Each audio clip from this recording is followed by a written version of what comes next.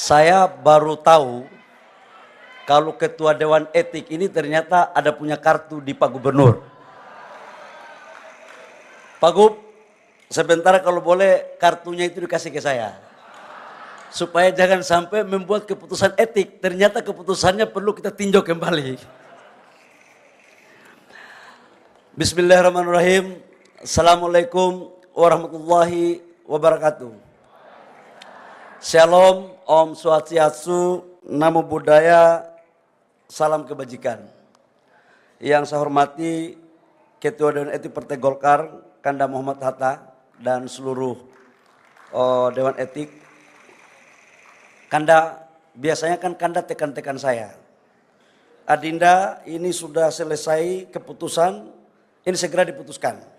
Tapi mulai hari ini, sudah saya tunggu-tunggu dulu. Pasti saya minta rekomendasi Pak Gubernur, di mana masalahnya dulu itu dulu. Yang saya hormati senior tokoh Partai Golkar, Bapak Hair Agung Laksono, Bang Agung, makasih, dan senior-senior yang lain yang sempat hadir. Yang saya hormati Sekretaris Jenderal DPP Partai Golkar, Pak Sarmuji. Hari ini kok Pak Sarmuji wajahnya agak sedikit cerah ya. Karena melihat kader Partai Golkar DKI Jakarta yang imut-imut kali gitu ya. Bendahara Golkar Ibu Sari Yulianti yang lagi top. Sejak jadi bendahara umum DPP Partai Golkar langsung pakai jilbab. Karena dia tahu ketua umum Partai Golkar mantan ketua umum HIPMI, jadi tahu kelakuannya. Yang saya hormati Pak Wakil Ketua Umum Pak Adis Kadir, sekaligus Wakil Ketua DPR RI. Saya lihat sibuk terus ini teman-teman. Pak Aceh, Wakil Ketua Umum, Wakil Gubernur tanpa pilkada. Satu-satunya gubernur yang punya pasukan Letnan Jenderal.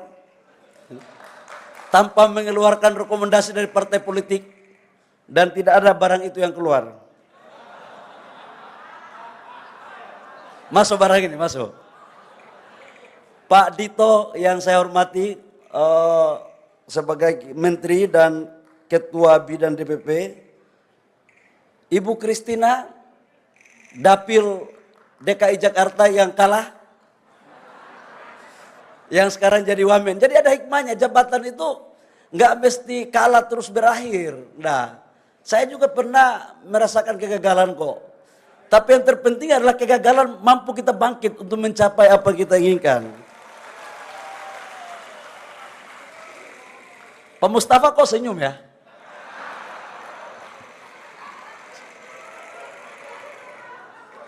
Yang saya muliakan, yang saya hormati, saya banggakan, saya cintai.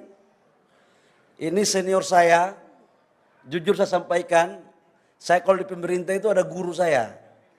Karena dulu waktu saya jadi anggota kabinet, itu bayangkan dari aktivis, jadi ketum HIPMI yang sifatnya cuma tahu untung rugi, tiba-tiba masuk kabinet. Coba bayangkan itu.